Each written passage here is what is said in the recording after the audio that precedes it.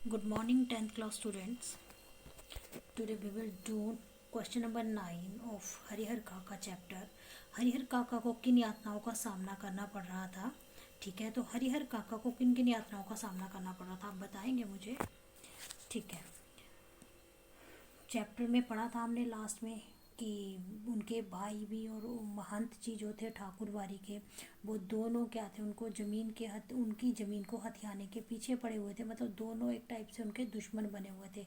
दोनों को लालच आ गया था ज़मीन का. ठीक है, तो उनको तरह तरह की यातनाएं दी जा रही थी उस ज़मीन को अपना उस ज़मीन पर अपना हक जमाने के लिए. ठीक है, लेकिन हरिहर काका क्या थे, पढ़े लिखे नहीं थे, लेकिन वो समझ रखते थे दुनियादारी की. उन्होंने अपने जीते जी कसम खाई हुई थी कि मैं ऐसा नहीं होने दूंगा, मैं कभी भी अपनी ज़मीन किसी के नाम नहीं करूंगा, क्योंकि मुझे बाद में एक खाने के एक एक टुकड़े से मोहताज होना पड़ेगा. यह रीज़न था कि उनको इसलिए सारी यातनाएं झेलनी पड़ी थी. तो क्या क्या यातनाएं थी. तो हरिहर काका ने जिस दिन से अपने अधिकार के लिए घर में आवाज़ उठाई थी. क्या अधिकार, कि तुम जो जिस ज़मीन पर तुम जिस घर में तुम रह रहे हो, जिस ज़मीन का तुम अनाज खा रहे हो, वह मेरी ही है. उन्होंने जब से आवाज़ उठाई थी तब से उनको सबको प्रॉब्लम हो गई थी, जो उनके फैमिली मेम्बर से. ठीक है, तो उसी दिन उनके लिए यातनाओं का दौर शुरू हो गया था. उनके खेत उनकी जान के दुश्मन बन गए थे. हरिहर काका के 15 बीघे खेत के लिए ठाकुरवारी के महंत और उनके भाइयों ने उनके साथ क्या किया, मारपीट की. महंत ने तो उसे उठवा ही दिया था हरिहर काका को, फिर रूम में बंद करवा दिया था, उनके मुंह में कपड़ा ठूस दिया था. इस तरह से बड़ी सारी यातनाएं जो थी उनको हरिहर काका जी को सहन करनी पड़ी थी. ठीक है, दोनों ने खेतों पर अपना अपना अधिकार जमाने के लिए कोरे कागजों पर हरिहर काका के अंगूठे के निशान ले लिए थे. और हरिहर काका ने जायदाद के लिए ठाकुरवारी के महंत और अपने घर में अपने भाइयों का जो रूप देखा, उससे उनका धर्म और खून के रिश्तों से विश्वास उठ गया था. धर्म मीन्स महंत ठाकुरवारी और खून मीन्स उनके भाइयों का रिश्ता. ठीक है, जो उनके साथ था. तो इतना ही लिखेंगे. ठीक है, अगर आप और ऐड करना चाहते हैं 1-2 लाइन तो आप कर सकते हैं. वैसे इतना भी लिखेंगे तो 2 और 3 मार्क्स में सफिशेंट है. ठीक है, नेक्स्ट और लास्ट क्वेश्चन देखेंगे इस चैप्टर का. हरिहर काका के गांव में यदि मीडिया की पहुंच होती तो उनकी क्या स्थिति होती, अपने शब्दों में लिखिए. ठीक है, आप बेटे आज के ईरा के बच्चे हैं तो आप ये क्वेश्चन बड़े अच्छे से लिख सकते हैं कि अगर हरिहर काका के गांव में उस टाइम मीडिया नहीं थी, लेकिन यदि पहुंच जाती होती आज की डेट में, अगर किसी के साथ ऐसा होता तो उनकी क्या स्थिति होती. हरिहर काका के साथ क्या ये सारी जो चीज़ें हुई, सारी घटनाएं हुई, वो होती क्या हरिहर काका के साथ. तो ये आपने अपने शब्दों में लिखने. एक बात का ध्यान दीजिए, एक बात पर ध्यान दीजिए कि जब भी आपको एग्ज़ाम में पूछा जाता है कि अपने शब्दों में बताइए या अपने शब्दों में लिखिए, तो आपने अपने ही शब्दों में लिखना है.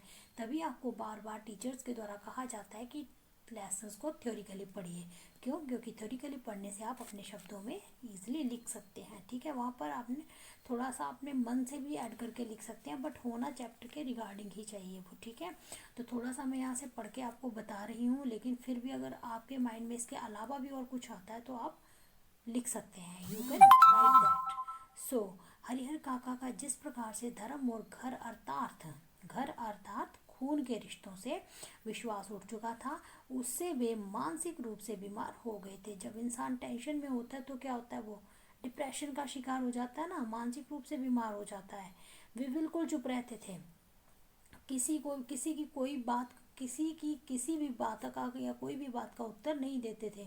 यदि हरिहर काका के गांव में मीडिया की पहुंच होती तो उनकी स्थिति भिन्न होती. क्योंकि आजकल आप देखिए, आप लोग तो देखिए फेसबुक चला रहे हैं, व्हाट्सएप चला रहे हैं, इंस्टाग्राम, ट्विटर, हर चीज़ आप लोग यूज़ कर रहे हैं. कुछ स्टूडेंट्स हैं, सभी के लिए नहीं कह रही हूँ मैं.